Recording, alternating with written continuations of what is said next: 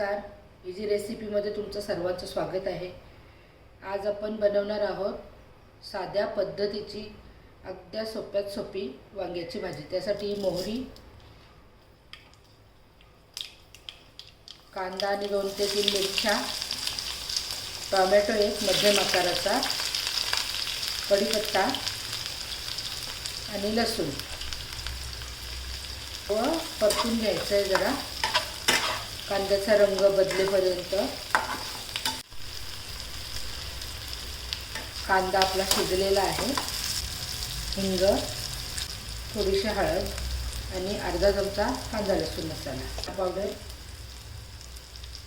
जिरे पावडर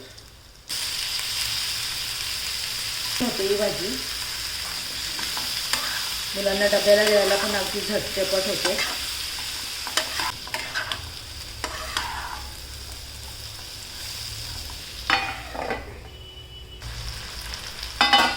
आता थोडंसं मीठ,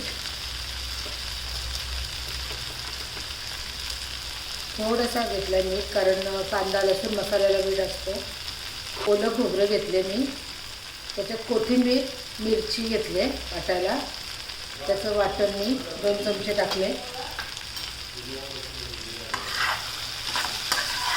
2 मिनिटं मिक्स करून घ्यायचं आहे सर्व।